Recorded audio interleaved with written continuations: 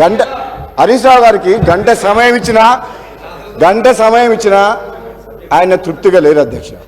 ఎందుకంటే వాళ్లకు మన ఊళ్ళలో ఏమంటారు అధ్యక్ష, మేనమామ సాలు వచ్చిందంట అధ్యక్ష. అంటే ఆయనకు మాటలు చెప్పడంలా, అబద్ధాలను నిజం మాట్లాడట్లా. ఆ కేసీఆర్ గారు ట్రైనింగ్ మాత్రం కేసీఆర్ కుటుంబ సభ్యులకు మేనన్నుడికి మాత్రం చాలా పోలికలు వచ్చినాయి అధ్యక్ష. ఇంత సమయం ఇచ్చిన తర్వాత కూడా మరి గవర్నమెంట్ని ఇట్లా మాట్లాడమంటే ఏంటి అధ్యక్ష ఇదంతా? అధ్యక్ష నేను ఎందుకు చెప్తున్నా అంటే మన వ్యక్తిగతంగా నా పేరు తీసుకుంటే అధ్యక్ష, వ్యక్తిగతంగా నన్ను ఏమన్నాడు, నేను ప్రసంగానికి అడ్డు తగులితే ఏమన్నాడు, నువ్వు ఎంత మొత్తుకున్నా నీకు మంత్రి పదవి రాదు అని అన్నాడు అధ్యక్ష. సభా సాక్షిగా మైక్లో ఏమన్నాడు, నేను అడ్డుకుంటుంటే నువ్వు లేచి నిలబడితే మంత్రి పదవి రాదు, కూర్చో అన్నాడు అధ్యక్ష. నన్ను అన్నాడు. నేనేమంటున్నా, నువ్వెన్నేళ్ళు కష్టపడ్డ హరీష్ రావు గారు కేసీఆర్ తర్వాత కేటీఆర్ అవుతారు, కానీ నీకు మోసం జరుగుతుంది, కానీ వాళ్ళు ఏం చేయరు నీకు. నువ్వు మాత్రం ఎంత కష్టపడ్డా నిన్ను వాళ్ళు నీకు తండ్రి కొడుకులు వాడుకుంటారు తప్పితే నీకు అక్కడ న్యాయం జరగదు. అధ్యక్ష ఒక్క నిమిషం నాకు కంప్లీట్ అయిపోతుంది. ఒక్క నిమిషం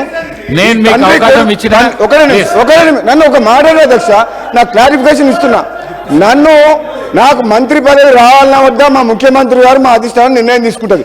నిన్ను మాత్రం తండ్రి కొడుకులు వాడుకున్నంత అన్నట్టు మాక్సిమం వాడుకుంటారు అధ్యక్ష. నేను చెప్తాను ఈ విధంగా మీరు వ్యాఖ్యానాలు చేయడం మంచిది కాదు, విత్డ్రా చేసుకోండి ప్లీజ్. సార్ స్పీకర్ సార్, నేను కామెంట్ చేయలేదు సార్. సభా నాయకుడు నువ్వు పేరు చెప్పలేదు, ఏం చెప్పలేదు ఒకటి. అయితే రెండోది అధ్యక్ష, కామెంట్స్ ఎప్పుడు వచ్చినాయి అధ్యక్ష? వారి వైపు నుంచి ఇష్టారీతిగా మా మీద కామెంట్ చేసినప్పుడు తప్పనిసరి పరిస్థితుల్లో వారు చేసిన వ్యాఖ్యలు, బయట చేసిన వ్యాఖ్యలు నేను గుర్తు చేసిన తప్ప ఇది నేను సొంత కామెంట్స్ కాదు, నేను నా నోట్ల నుంచి చెప్పింది కాదు.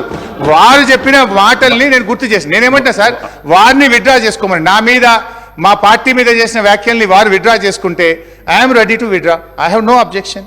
నాకు కూడా ఈ సభ హుందాగా నడవాలని కోరుకుంటున్నా అధ్యక్ష. హరీష్ రావు గారు, నేను ఇంకా చాలా విషయాలు చెప్పాల్సి ఉండే, కానీ హరీష్ రావు గారు రాజగోపాల్ రెడ్డి గారు మీ మీద ఏమన్నా అభియోగం చేస్తే మీరు వారి మీద చేయండి, కానీ దాన్ని తీసుకొని వారన్నదే చెప్పిన సార్. రాజగోపాల్ రెడ్డి గారు బయట ఏం మాట్లాడిండో అది గుర్తు చేసిన. రాజగోపాల్ రెడ్డి గారు చెప్పిందే చెప్పిన తప్ప నేను సొంతంగా చెప్పలేదు, నేను కొత్త ఆరోపణలు చేయలేదు. బయట మాట్లాడిన మాటలు హౌస్ లో మాట్లాడడానికి ప్రయత్నం చేయకండి.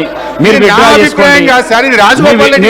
చేసుకోండి. ఈ ప్రాక్టీస్ మంచి ప్రాక్టీస్. వారు విత్డ్రా చేసుకుంటే ఒక పని చేయండి సార్, వారు విత్డ్రా చేసుకుంటారు కదా, ఇద్దరి కూడా మీరు ఎక్స్పెల్ చేయండి. I have no objection. ఇద్దరి మీరు ఎక్స్పెల్ చేయండి. You take a call, you take a decision. అధ్యక్ష, మా పార్టీ మీద ఆయన అట్లా చేయకూడదు కదా అధ్యక్ష. ఇప్పుడు మా నాయకుడి ఇష్టం, మా పార్టీ ఏంది, ఒక మాట మీద ఉంటాం.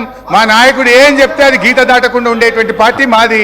వాళ్ళలాగా మేము సీల్డ్ కవర్లు, వాళ్ళలాగా హరీష్ రావు గారు చేసిన వ్యాఖ్యలను తొలగించండి. మదన్ మోహన్ గారు మాట్లాడండి. కూర్చో సార్. ఆనరబుల్ స్పీకర్ గారికి,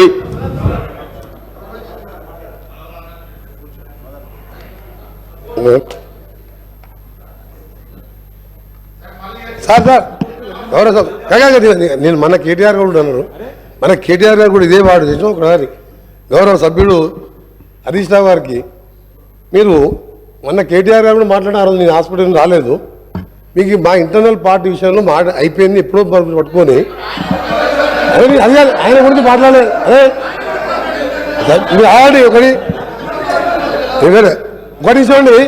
ఇప్పుడు మా కాంగ్రెస్ పార్టీ, నేషనల్ పార్టీ ఒక సిద్ధాంతం, నాయకుని ఎన్నుకున్నాం. ముఖ్యమంత్రి గారు రేవంత్ రెడ్డి గారు ఉన్నారు, ఆయన నాయకత్వంలో ఇలా మంత్రివర్గం ఏర్పడి గవర్నమెంట్ ఏర్పడింది. మీకేం పని లేదా? మీరు ఏం చేసిండ్రు 10 ఏళ్లలో?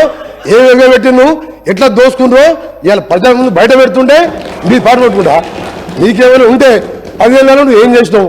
ఒక ఉద్యోగం ఇచ్చినా, ఒక ఇల్లు కట్టావా? అది చెప్పకుండా ఎంతసేపు మాట్లాడు. మేము చెప్పాలా? మీ బాబు ఎట్లా కొట్లాడుకుంటూ చెప్పాలా? ఆ విషయం ఉన్నప్పుడు అది క్లోజ్ అయిన మ్యాటర్. అది దాన్ని పట్టుకొని ప్రతిరోజు ఈ విధంగా మాట్లాడు. సార్ ఇది సీరియస్ కామెంట్, సీరియస్ గా వార్నింగ్ ఇస్తాను.